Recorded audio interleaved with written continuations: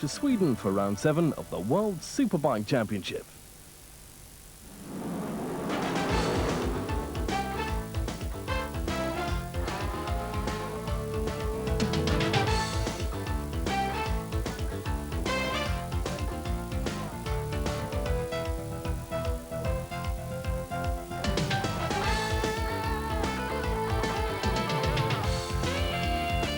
Now the Vikings have been invaded. Here come the Superbikes.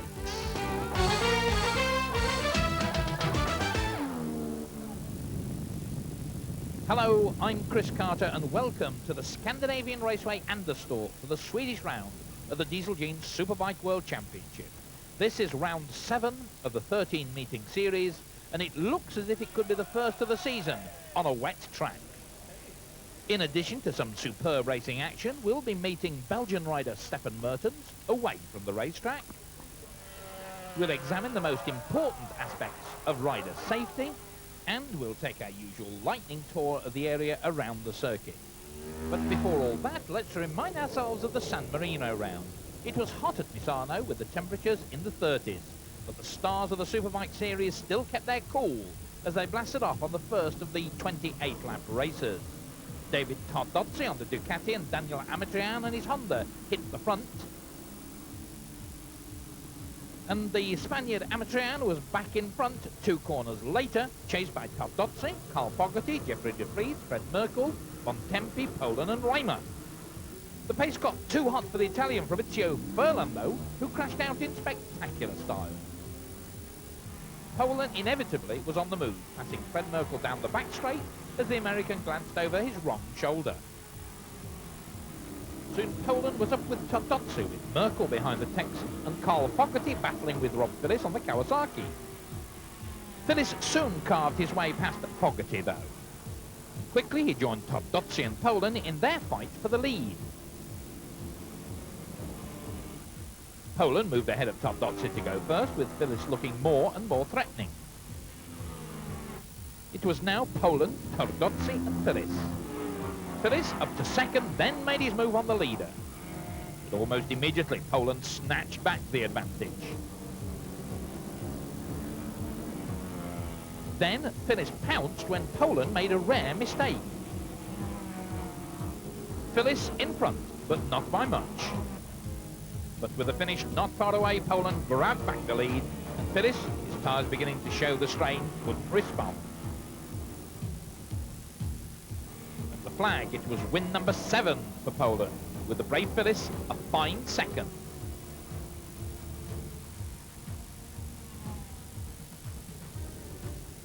Race 2 underway, and this time it was the little Italian Fabrizio Pirovano quick off the grid, with Poland pushed offline, still showing superb skill by taking a wide line around most of his rivals.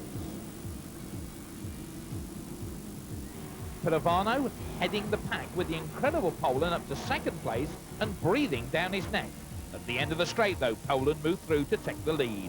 Further back, Fogarty, Mertens, Phillis and Roche were dicing for 3rd, 4th, 5th and 6th. Fogarty on the So Clean Honda headed the quartet down the back straight, but as he hit the brakes, Mertens and Phillis shot past. Pirovano dropped back to head Phillis, Tardozzi, Mertens and Roche, with Fogarty only 7th and Merkel 8th. Phillis, inspired by race 1, passed Pirovano to go 2nd. Poland still well out in front, and behind him the order was Phillis, Pirovano, Tardozzi, Roche and Mertens. Pirovano 3rd, slow starting Raymond Roche passing Tardozzi to go 4th. But then the Frenchman drifted wide and quick as a flash, Tardozzi regained his place. Further back, Fred Merkel, Carl Fogarty and Giancarlo Filappa were having a good scrap, and Filappa not worried about accusations of bad manners. Roche, looking more and more like his old self here, was still on the charge and by now had caught Phillis. And when Rob left a gap, Raymond accepted the invitation and dived through on the inside to go 2nd. But they could not catch Poland, the Texan making it 8 wins in the year as he wheeled past the checkered flag ahead of Roche and Phillis. Celebrations then for the man on the pass by Ferrari Ducati, and he seemed unstoppable. So at the end of the 6th round, Doug Poland 50 points clear of Rob Phillis, Stefan Mertens 3rd, Fabrizio Pirovano 4th, Raymond Roche in 5th place. Behind him, Terry Reimer, the British boy. The two-time world champion Fred Merkel in 7th place. Carl Fogarty now 8th. David Tardozzi 9th. And Juan Lopez Meyer in 10th spot. Into the second half of the series now, and Poland well clear of his rivals at this point. So who can challenge him? Raymond Roche, the reigning world champion, disappointed last time out in Misano, admitting the championship has gone. But now he's looking to win races. Rob Phillips, still the only serious threat to the all-conquering Ducatis, is looking for his first win of the competition. But he's still second in the points table. Stefan Mertens had a disappointing performance in the San Marino round. Again, second fastest in training. Can he capitalise on that in the race? Fastest Yamaha once again belongs to the Italian Fabrizio Pirovano. Rob McElnay, the team Loctite man, has been racing in Britain since the opening Superbike round at Donington Park. He'll be out to make up for lost time. Suzuki haven't been making much impact on the Superbike Championship, but the German Sven Seidel is out to change that. Honda have flown in yet another engine for Fred Merkel, the Team Rummy man, looking for his first win of the year. Bursting into the Superbike series, a brilliant young newcomer, Krista Lindholm, the 25-year-old from Stockholm, runner-up to Tardozzi in the European Superbike competition. So let the Swedish Superbike champion show us what it's like to ride round the Scandinavian Raceway. We're off on a flying lap with Krista into 5th past the start and finish line. Down to 4th under the bridge, then 3rd, 2nd, and stay in 2nd for turn 1. This is a long, long bend. More than 180 degrees, taken at 70 miles an hour. Out of the corner and into 3rd as soon as the bike is upright. Into 4th before the bridge. Down to 3rd, then 2nd for turn 1. Opal corner. Another long hairpin bend. Stick the Yamaha into 3rd on the exit. Up to 4th.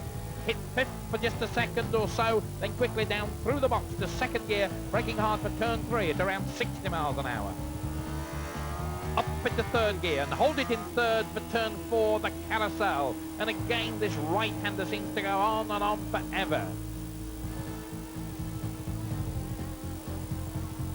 Then down 2 gears for turn 5, the pits corner. This left-hander, one of the slowest on the track, just 40 miles an hour. Cut from the right side to the left. Then stick it into 3rd for a moment, then down to 2nd for the turn 6, the south corner. Stay in 2nd onto the main straight, and then give it everything it's got. 3rd, 4th, 5th, and for the first and only time on the track, 6th gear to hit 170 miles an hour. Then it's hard on the brakes and down through the gearbox for turn 7, the north corner. Another first gear bend. The front wheel comes off the ground as you accelerate hard. 2nd, 3rd, then back to 2nd for the last corner. Don't drift too wide, there are some bumps on the outside to catch you out. Then he's up through the box to 5th and onto another lap. Taxamuka Krista, as they say in Sweden.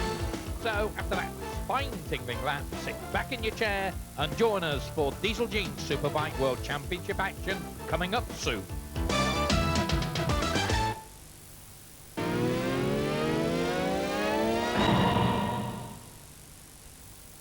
How much do you know about rock and pop? Answer 10 questions right and you could win £100. The Great Rock Trivia Quiz. Call now on 0839 442222. It's never been easier to win. Call 0839 442222 now. Entertainment for Sunday on Screensport. We get the wheels turning at 6 with a trip to Snetterton, the venue for round 6 of this year's British Formula 3000 Championship. And we stay on 4 wheels at 7 as we pay a visit to Belgium to catch up on the latest from the European Rallycross Championship. This is round 7. Then at 8, weekend live golf. We'll be crossing to Colorado for coverage of the last day's play in the International. Then after 10-pin bowling, we wrap up at midnight with a double bill of Rover 216 GTI racing from Silverstone. So with British Formula 3000 action at 6, European Rallycross from Belgium at 7, weekend live golf from Colorado at 8, and a double helping of Rover racing at midnight, that's Sunday's specials, right here on Screensport.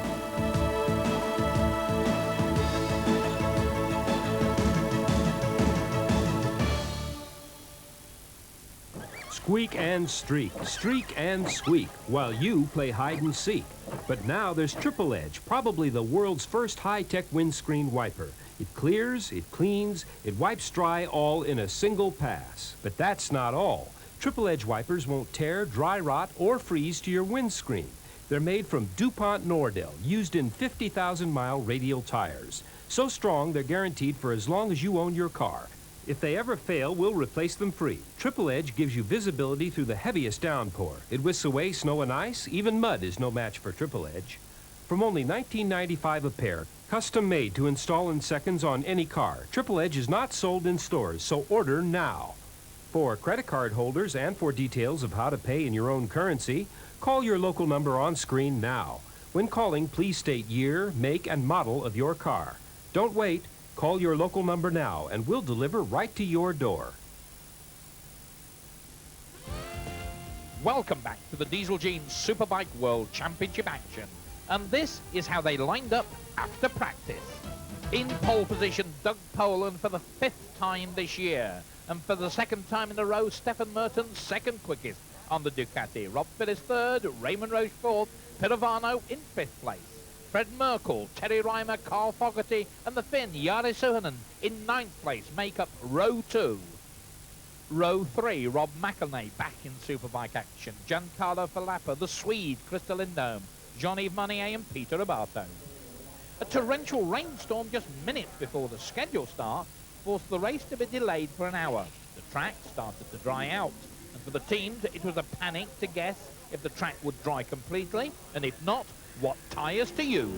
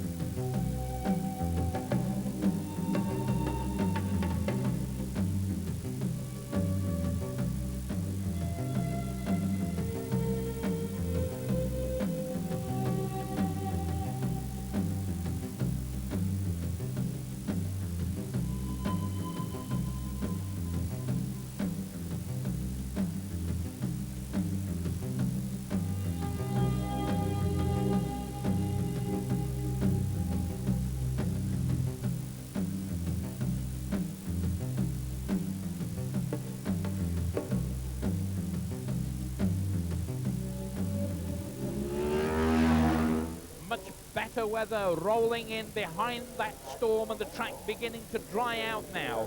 23 laps ahead of the field. They look at the traffic lights, they change to green, and away they go. A good start for Rob Phillips, a bad start for Stefan Mertens. Mertens slow away, but look at that. Pirovano storms into the lead. Rob Phillips with him, and so too Carl Fogarty, the British boy on the Sokoline Honda. It's Pirovano who leads. Rob Phillips. Up there too is Terry Ryman. On the inside, Carl Fogarty. Doug Poland looking for an inside line too. Round turn 2, one of the many hairpin bends on this Anderstorp circuit. Pirovano leads the charge down the short straight into an almost 90-degree bend. Pirovano number 2, then Rob Phillips number 4. Reimer is number 7. He is in 3rd place. Poland is 4th. Fogarty drops back to 5th spot into the carousel for the first time.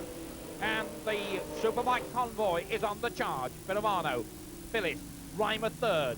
Doug Poland looking very threatening and comfortable in 4th place. Past the pits.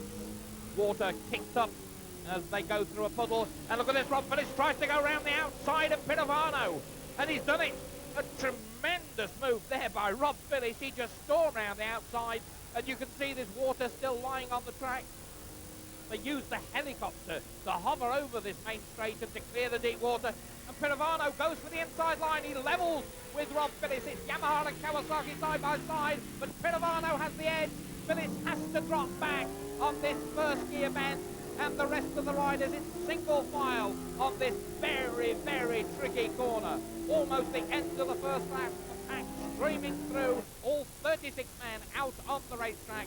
This is the final corner. It's the end of lap one. Pirovano leads the field through. Pirovano from Rob Phillips, then Doug Poland in third place. Terry Reimer is fourth, and then the Swede Christer Lindholm in fifth place. And the fans here will like that a lot. Pirovano, but he's being pushed. Phillips is there. Doug Poland, Reimer not showing a great deal of respect for Poland. Phillips again looking to try to go round the outside of the Italian. Well, he did it once, but he can't do it again. Number two, Pirovano leads. Phillips pulls out of the slipstream. So too does Doug Poland. Poland on the inside. He'll go second. He couldn't quite get ahead of Pirovano. Well, absolutely superb riding. And Poland again looking for the inside line to pass Pirovano and take the lead. Poland moving through from fifth place to fourth, from fourth to third, from third to second, and now he leads. The Texan out in front on the fast by Faraci Ducati as they go past the pit. And the Swede, Christer Lindholm, up into fourth place. Poland is out in front. He's setting the pace, stretching the advantage. Pirovano and Phillips side by side, and Christer Lindholm in fourth place. What a great ride this young man, the newcomer to the series, is having. And look at the advantage Poland is pulling out. The fast by Faraci Ducati is a rocket ship, and he's leaving the others. Now he's taking a gamble. He's running on softer tyres than most of the opposition. He said he would try and break away, force a big enough lead that the others would not be able to catch, and it looks as though his tactics, at least at the start of the race, are paying off. It's Poland who leads. Then it's Rob Phillips in second place. Pirovano is third. Christer Lindholm is fourth. Poland, pink, unruffled, stylish. But look at this behind Pirovano and Phillips having a real ding-dong scrap. Stefan Mertens is up in the fifth place. Then Terry Reimer. Carl Fogarty is there. And Rob McElnay. McElnay having his first ride in the Diesel Game Series since the opening round at Donington Park. And Poland already stretching an advantage. Look at them, though, pulling out of the slipstream in the pack behind, jostling for position. They dare not let Doug Poland get too far away. Poland leads. Pirovano there in second place. Phillips right behind him. And the rest of the field struggling to stay with the leaders. Poland just edging forward yard by yard. Then Pirovano, then Rob Phillips, then Mertens now up into fourth place. Behind him, Christer Lindholm, the Swede. Then it's Terry Reimer, the British boy, on the Loctite Yamaha machine. So Ducati leads from Yamaha with Kawasaki there in third place. Then the Ducati in the form of Stefan Mertens. Then another Yamaha, Christer Lindholm, and another Yamaha with Terry Reimer. And look at this, they're running three abreast. And it's Mertens, Pirovano and Phillips. That's the order they turn into as they go single file. But they were three abreast. Going down the main straight. Carl Fogarty there, Giancarlo Falapa, Yaris Suhonen going very well indeed. But it's Poland, the pacemaker. And Mertens then in second place. Pirovano tucks in behind. Pirovano pulls out of the slipstream and he goes through into second place. A brave move there by Pirovano. Stefan Mertens just pushed over. He was not allowed to hang on to second spot. And the little Italian, Fabrizio Pirovano, grabs back second place. The Yamaha and the Italian working perfectly. Mertens in third spot. Phillips is in fourth place. Christer Lindholm is behind him. Then it's Terry Reimer. Still, Pirovano has the advantage over Mertens, but you always have the feeling that down the long back straight, Mertens will just wind up the Ducati. Poland then out in front, and that's the gap. That's how much he's pulled away from Fabrizio Pirovano, and down the back straight, the red Ducati.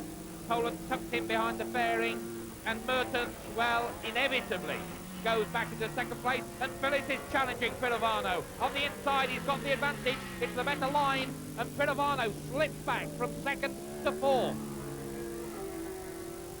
Poland, another lap in the book. Mertens second now. Can he catch Poland? Then Phillips and Pirovano together tied together by an invisible piece of string. Pirovano's a fighter, we've seen that, he just will not give up trying. Poland and the chasing trio, but it's an uphill mountain they climb.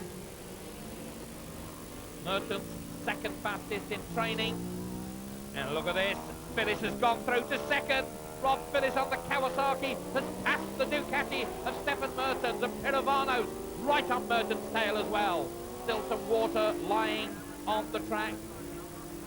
And again you see just how much further Poland has pulled clear of this three-rider scrap behind.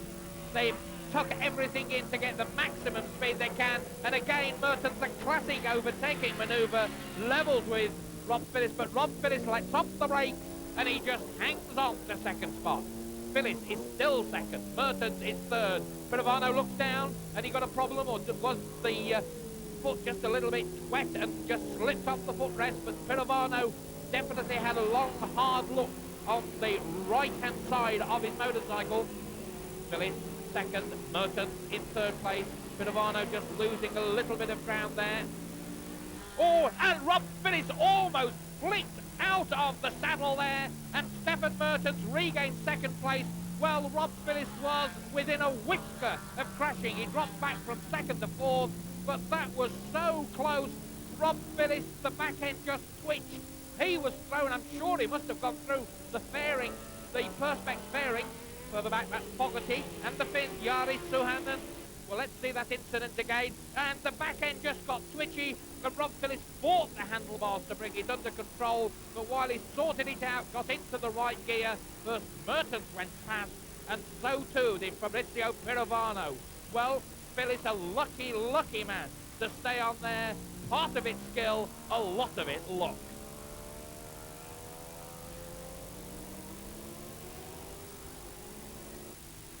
And back with the race leader, and maybe they're pulling him back just a little bit. Poland knew his softer tyres would go off, and these three behind have probably guessed his tactics.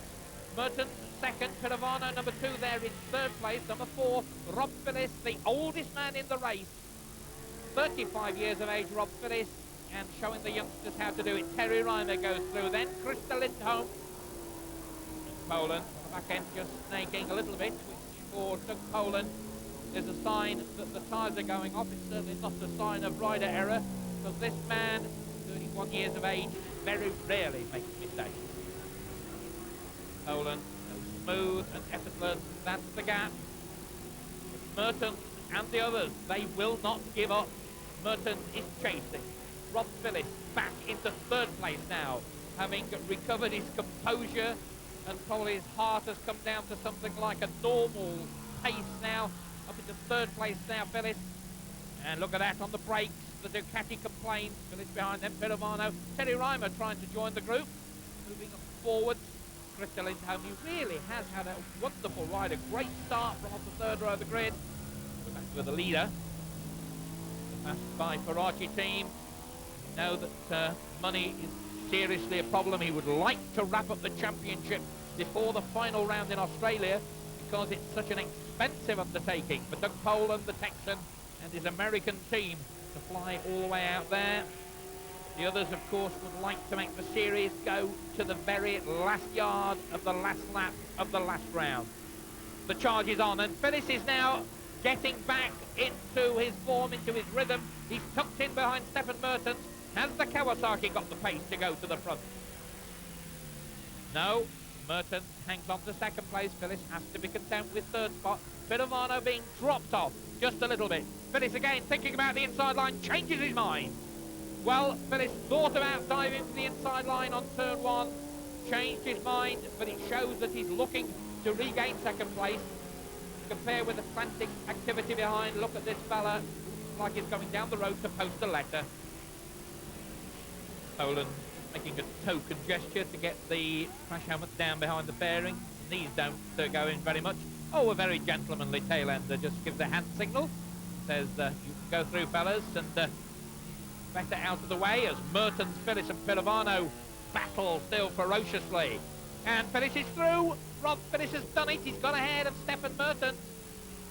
Now, Phyllis at San Marino, he gave Doug Poland a real hard time. Now, can he do the same here at Anderstorp? There is the race leader. Well, the second's ticking away before second and third place man come into view. Still, they kick up clouds of spray from the puddles remaining from that torrential rainstorm we had a little earlier. Phyllis in second place on the team green Kawasaki from Australia. Behind him, the Belgian Stefan Mertens with the total Ducati. Then Pirovano on the Bird, the Yamaha, in fourth position. And Mertens and Phyllis both desperately keen to catch the race leader, both desperately keen to win a race. Mertens looking one side, then the other to find a way past Rob Phillips. He can't do it for the moment. Round turn 2, then the short straight, the sprint, and then in to the left-hander before the carousel. And again you saw the back end of Mertens' bike complain. Pirovano there in fourth place. He's just dropping back a little bit from that battle ahead of him involving Phyllis and Mertens. And look at this. The tyres on Doug Poland's machine, softer compound than the others, and Phyllis and Mertens have clawed back an enormous amount of distance between themselves and the race leader. And it looks as if we're in for a thrilling finish to this first race here in Sweden. Poland out in front, Phyllis and Mertens catching him hand over fist, but having caught him, can they get ahead of him? Doug Poland leads. He will have had pit signals. He will know that Phyllis and Mertens are closing and closing rapidly. But can Phyllis, can Mertens get ahead of him? Or will Doug Poland win yet another race? In fact, race number 9 of the year. Poland still out in front. Phyllis right with him now. Less than 2 machines length between the Fast by Ferrari Ducati and the Kawasaki of Rob Phillips. Mertens is still there. They're closing on a tail ender. They're tucked in, one behind the other. Phillips goes for the inside line, tries to come out of the slipstream, goes for what the Americans call the slingshot, but he couldn't do it. He had to fall in single file behind the American. It's America versus Australia versus Belgium. Look at that. Mertens looking for a way through. Well, all these 3 men here believe, hope, and know they could win. The question is, which one of them is going to win? They're closing on a tail ender. That's Urs Zwicker from Switzerland, number 88. Doug Poland looks for the inside line. Zwicker, of course, doesn't know they're there. And that will have held up Poland, but it also holds up Phyllis and Mertens too. Now, can they get round him on the carousel? A very difficult, long, sweeping right-hand bend. Sven Seidel there, number 76, he'll be the next one to be caught. They've got past Vickers, Poland there, and look at them bobbing and weaving, trying to get out of the slipstream, trying to get the toe, trying to get an advantage. Poland hangs on, but I think Mertens will go through to second. He does.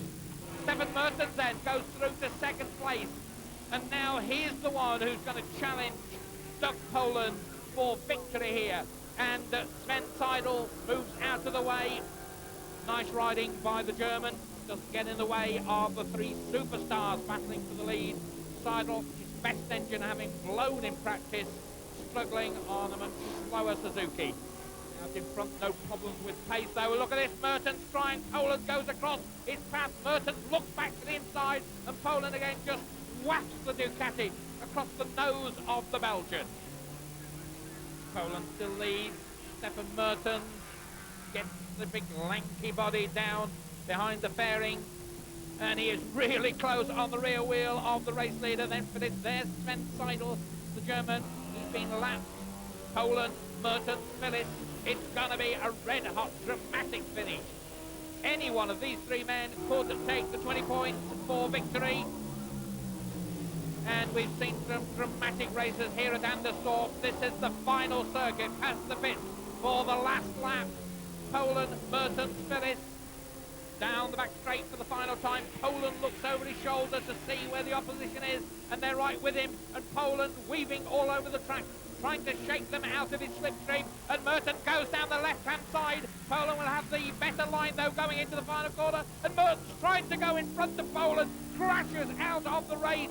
The front wheel just slipped away, and no wonder Mertens is unhappy. He's stuck in a quagmire. Here comes the four-wheel vehicle. They're going to have to tow him out of there. And Mertens blew it on the final circuit. Poland is going to win. And he punches the air in jubilation. Rob finished right there behind him. But what a disaster for Stefan Mertens.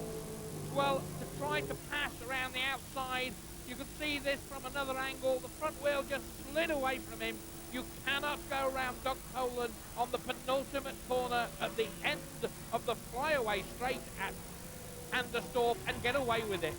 And there's Phyllis, and there's Poland standing on the foot peg, one finger in the air. I am number one, he says, and number one he was in race one. Poland the winner, Phyllis second, Pirovano third, Fogarty fourth home, a good ride from him, and Jari Suhonen fifth. That's a great result. Pirovano then, miraculously, gets on the winner's podium. Join us again for more Superbike action after the break.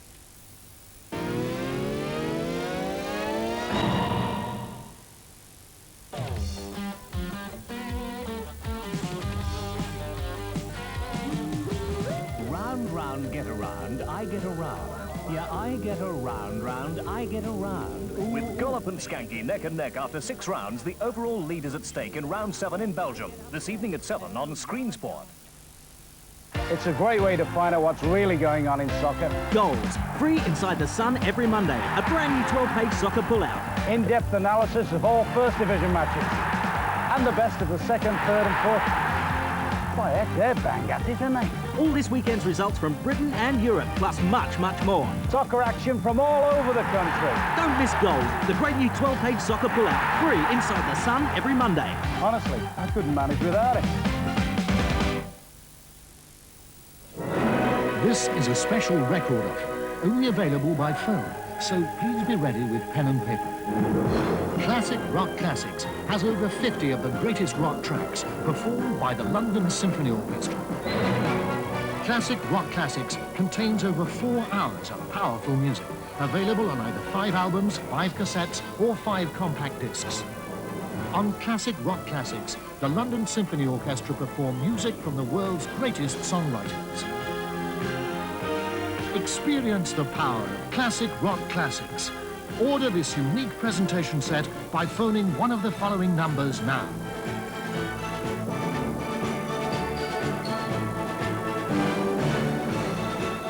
This offer comes with its own money-back guarantee, and please allow 21 days for delivery.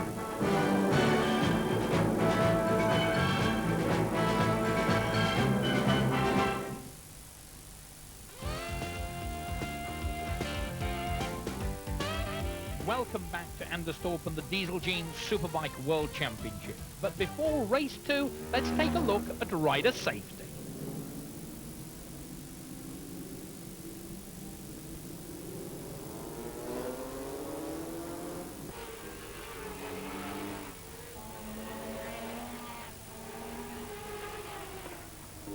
Racing suits, whether leather or substances like Kevlar, are made to measure. For someone else in some cases, eh, Massimo? Other safety products come in just one size. The viewers at home have probably wondered how us riders drag our knees around the floor. Well, this is called a knee scraper, and this is put on the actual knee, and you drag your knee on the ground. This stops you from wearing out your leather.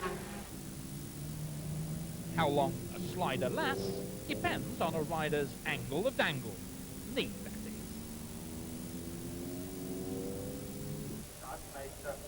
Leathers must fit right, but properly fitting gloves are equally crucial. The only unfortunate thing about gloves, they still don't stop your hands from breaking. Like I've got more lumps than Ayers rock on the back of my hand, and unfortunately I had a lever go through there. So you still get the maximum protection you can, but you can still take a bit of skin off them occasionally, or break a bone. Superbikes are quick, real quick, with top speeds approaching 180 miles an hour. As far as tracks go, track safety, it's real important to have a lot of runoff. You know, you can go real fast, and it's actually not how fast you fall down, it's how fast your body stops when you run into something. That's where the injuries come from.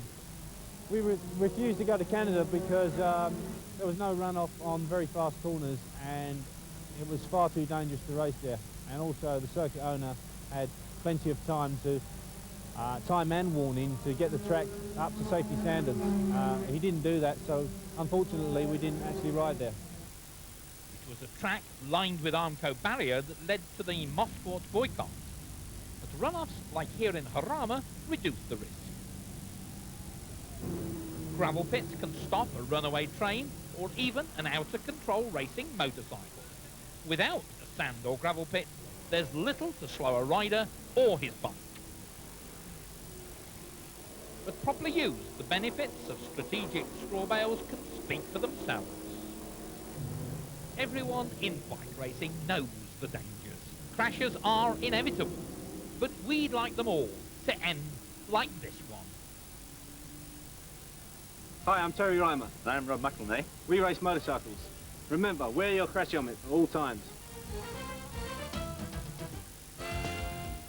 Welcome back to Anderstorp, a circuit set in beautiful Swedish scenery. Before we go superbike racing, let's take a look at the area. In the heart of Scandinavia, Sweden is lined with often rocky coasts that echo a time when Vikings ruled the seas. Gothenburg is the nation's second largest city after Stockholm. A former fortress, Gothenburg was founded by Gustav Adolf II in 1621.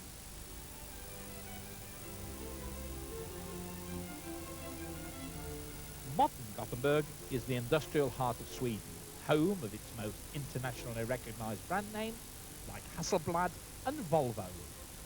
The history of this innovative car maker can be seen at a local exhibition. Among the highlights are Volvo's first production car, built in 1927. The Liseberg amusement park is a landmark in Gothenburg, as well as Sweden's #1 tourist attraction, drawing 3 million visitors annually. Always a seagoing nation, it was from Gothenburg that Swedish immigrants initially settled in Delaware and later populated Minnesota in the New World of America. With vast forests and abundant lakes, Minnesota and Sweden have much in common. A rugged, self-reliant people, many Swedes fulfill the national dream of owning a vacation home near the water, perhaps on a lake or on an inlet of the North Sea, a place to enjoy the summer before the cold winter returns. And motorcycles are a part of a traditional outdoor enjoyment in Sweden and throughout Scandinavia, which reminds us that it's time to return to Anderstorp and race 2 of the Diesel Jeans Superbike World Championship. On the grid then, ready for the start of the second race, and away they go. Another good start from Fabrizio Pirovano, number 2. A good start from Doug Poland as well. Poland on the inside, but Carl Fogarty goes round the outside of the championship leader, and a fall or 2 men go down, and that's Rennie Delaby and the Spaniard Juan Lopez Meyer, obviously tangled on that first corner, and out go the Spaniard and the Belgian. Meanwhile, Fabrizio Pirovano leads from Doug Poland. In third place, quick starting Carl Fogarty on the Silkaline Honda. The British boy making a good start. There's number 4, Rob Phillis. Pirovano leads Poland in second place, then Fogarty, then Phillis behind him, then Terry Ryman, number 7, then the Swede Christer Lindholm had the problem in that first race with a battery that lost power. It forced him to pull out when he was up in 6th place at one stage. Pirovano, Poland, Fogarty, Phillis, then Reimer, then Christer Lindholm, then Rob McElnay. The 17 Uno mark well down the field at the moment.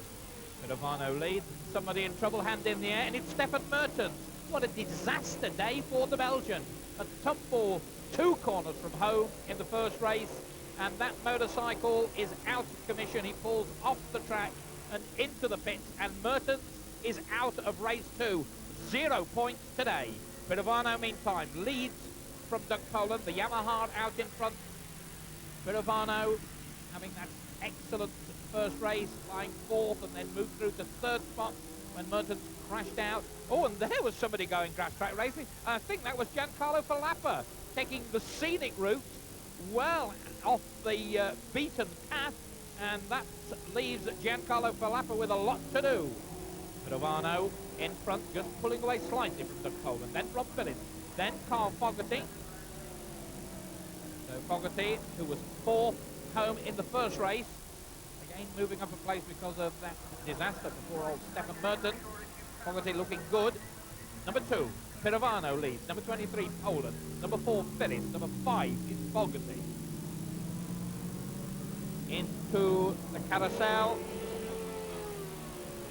Long sweeping corners, catching people out. Rob Phyllis having a bit of a go there with Carl Fogarty. Fogarty trying to snatch 3rd place from the Australian. Phyllis will have none of it. Oh, and a nasty slide there for Pirovano. The back end stepped out. The Italian corrected it and held on. So it's Pirovano, then Poland, then Phyllis, then Fogarty, then Raymond Roche, then Terry Reimer. And behind Reimer, it's the Swede Lindholm, chased by McElnay and Merkel. And down the back straight they go. Pirovano leads then, Poland behind. Phyllis looks over his shoulder to see where the opposition is. Poland pulls out of the slipstream, darts for the inside line. Pirovano tried to block his path, but he couldn't. And Doug Poland sweeps majestically into the lead. Rob Phyllis in 3rd place and Raymond Roche up into 4th spot. Poland with the advantage. Tried a soft compound tyre in race 1. Using a harder compound in this one, that's for sure. Pirovano thinking about going for the inside line. Changed his mind. And look at that. Pirovano just tucked in, following, shadowing every move that Doug Poland makes. Poland the leader. Pirovano right on his tyre tracks. Pirovano keen to win this race if he can. Poland in turn looking for win. Number 10. Pirovano tucked in right behind him. And Pirovano goes down. Pirovano and the Yamaha slide off the track on the left-hander just before the carousel, and Pirovano is out, unhurt but out of the race. That leaves Poland out on his own. Rob Phyllis now in 2nd place. 3rd is Raymond Roche. 4th is Carl Fogarty. 5th, Terry Reimer. 6th is the Swede, Christer Lindholm. Then Rob McElnay. Then Fred Merkel.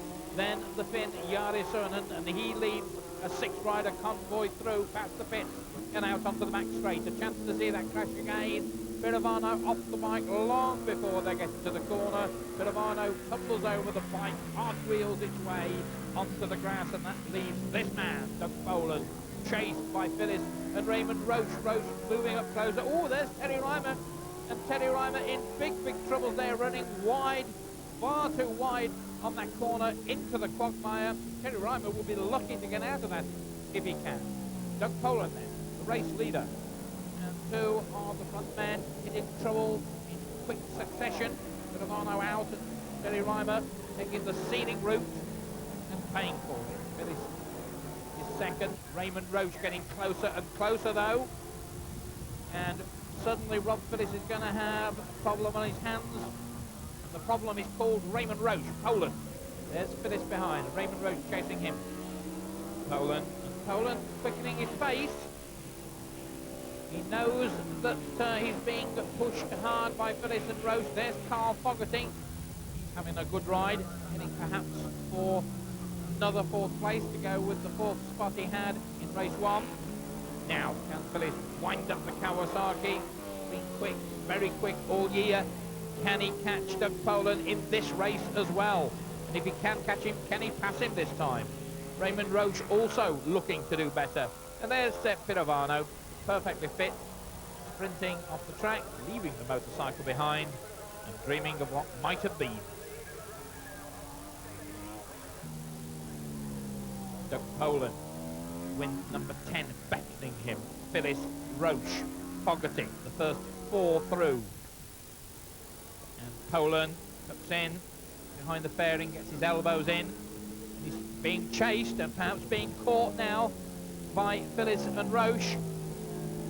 Are we going to see a repeat of the first race? And Poland just ran out of steam a little bit when his soft compound tyres went off.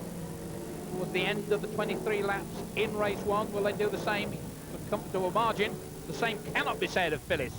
Phyllis is being chased all the way by Raymond Roche. Poland then, in a hurry. He knows that the Kawasaki and the factory Ducati are chasing him. Phyllis 2nd, Roche is 3rd.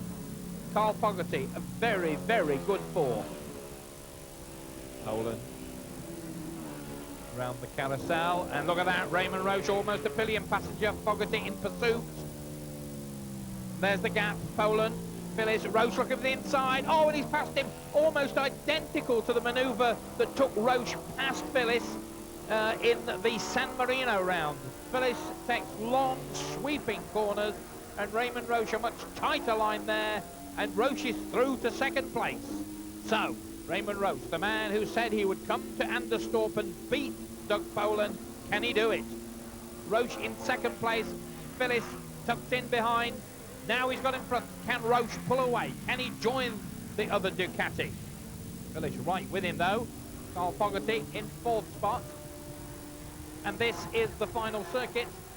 The last lap for Doug Poland.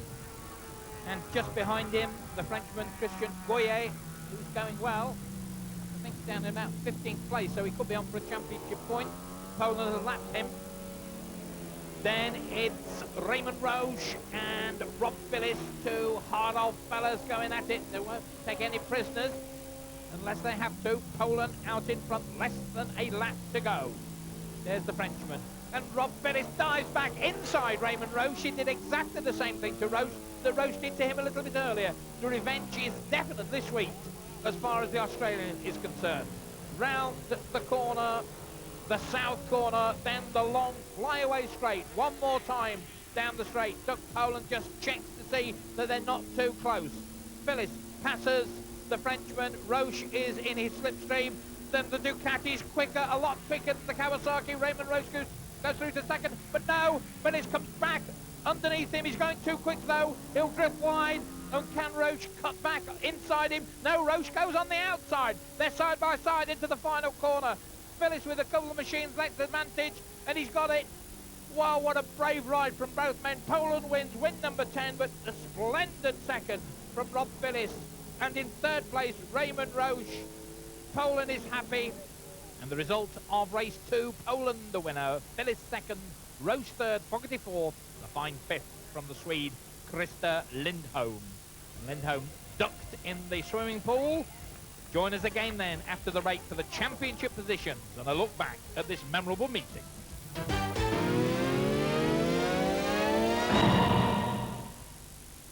The week's motorsport highlights start tomorrow night at 11. With another chance to see all the action from the Hungarian Grand Prix in the Formula One review show, Inside Track. All the news from the battle for the Drivers' Championship between Ayrton Senna and Nigel Mansell. At 8 on Tuesday night, we drive down memory lane with Britain's premier historic motor racing festival. The Christie's Historic Car Festival is a must for motor buffs. Then at 9, we've round 8 of the British Touring Car Championship from Alton Park. At 8 on Wednesday night, the flag drops on the latest from the Japanese Sports Car Championship. Round 3 from the Fuji Circuit. On Thursday evening at 6, a motor racing double begins with NASCAR's Winston Cup. The Champion Sparkplug 400, followed at 7 by the British Formula 3000 Championship, Round 7 from Thruxton. And on Friday night at 8, get ready, get set, go! Marvellous motorsport right here on Screensport. Listen carefully. This man is using an amazing electronic breakthrough that lets him hear a pin drop across the room. It's the Whisper 2000, giving you the astonishing experience of super hearing. No more embarrassing complaints when you watch TV. Honey, please, can you turn that down? Look, adjust the volume for your personal listening. With Whisper 2000, you don't have to turn up the volume or ask anyone to repeat themselves. It's hard to hear in the back seat of a car. Now sit back, tune in, and talk comfortably. Loud and clear. Use Whisper 2000 in theaters and meetings. You'll hear every word clearly and comfortably. You can order Whisper 2000 in all these countries. Just call the number shown right now. Order your Whisper 2000 and you too can discover the experience of super hearing.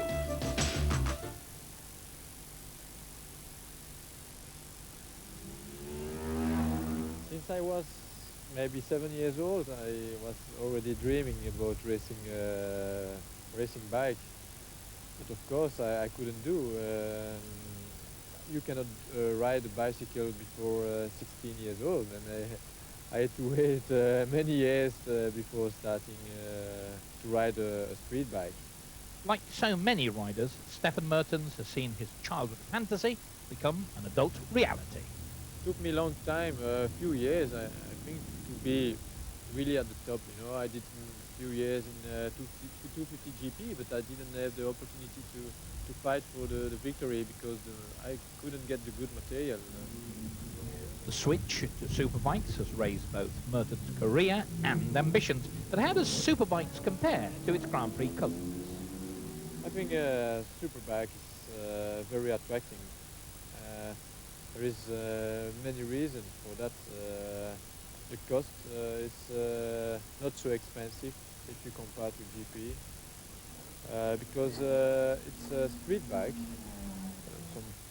Some private rider that can do very good results with a normal bike. Of course, there is few factory rider, but the difference between factory and private bikes there is not big difference, you know. While superbikes have gripped the rider's imagination, Mertens is quick to realise the advantages for the public as well. I think it's a very interesting category for the public because the performance of all the machines are very similar, and there is many riders also. That's give a good show, very interesting for the public. No matter how well funded a motorsport, at the end of the day, it has to attract an audience. The riding has to be exciting. After all, who wants to watch a procession? That's the problem now in Grand Prix. If you see 500 Grand Prix, there is maybe sometime between 12, 15 riders on the starting grid, and the show is very poor because there is maybe 5 riders who can fight together for the first place. The other riders are behind. Family life is obviously important for Mertens. His house may be in Brussels, but his home is on the road. How does a man whose life revolves around his bike find time for himself and others?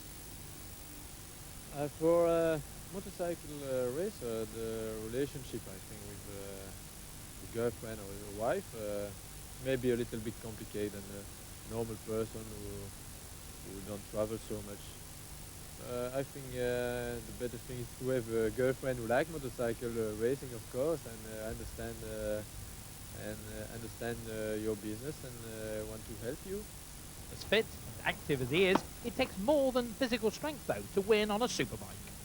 I think the main thing to keep the top, to be at the top, is the motivation of the rider. You can have nearly 40 years old and to still be performance. The only thing you need is the motivation. Mertens has reached the top in his sport. In 3 years of Superbike World Championship racing, he's been second, third and fourth. But he still dreams of what might be. My plan for the future is to be world champion, because I am still not world champion in Superbike, and that's my plan for the close future. I'm thinking about what I am doing now, and for later, I have plenty of time to think about that. Welcome back to the Diesel Jeans Superbike World Championship, the end of a hectic and splendid day's racing here at Anderstorp. The championship positions after 7 rounds. Doug Poland now 56 points clear of Rob Phillips. Fabrizio Pirovano third ahead now of Stefan Mertens. Raymond Roche 5th, Terry Reimer 6th, Carl Fogarty 7th ahead of Fred Merkel, and Giancarlo Palappa and Udo Mark tying for 9th. Let's look back at the moments that made up the 1991 Swedish round. Doug Poland still the clear leader of the series. Stefan Mertens ended the day without a point thanks to this crash and the broken clutch early in race 2. Raymond Roche retired in race 1 and was so disappointed at being beaten by Phyllis for 2nd place in race 2, he didn't even go to the rostrum. Fabrizio Pirovano moved into 3rd place in the points after taking 3rd spot in race 1, but he crashed out of race 2. Carl Fogarty, the 3 times TT Formula 1 World Champion, at last showed his true class with 2 4th places on the Silkeleen Honda. Jari Suhonen, the Finn, had his best ever Superbike round result, collecting 20 points in what was almost his home meeting. Rob Phillips had a great day. Twice he was second home, but only after heart-stopping finishes. The great news is that Rob will be joined in Japan by Kawasaki Australia teammate Alan Slight and Scott Russell, the sensation of the US round in Brainerd. But Christer Lindholm, the 25-year-old Swede, had a Superbike debut he will never, ever forget. This is the best that happened in my life. Sadly, Lindholm will not be joining the rest of the gang as they jet off to Sugo. Join us for round 8 in Japan.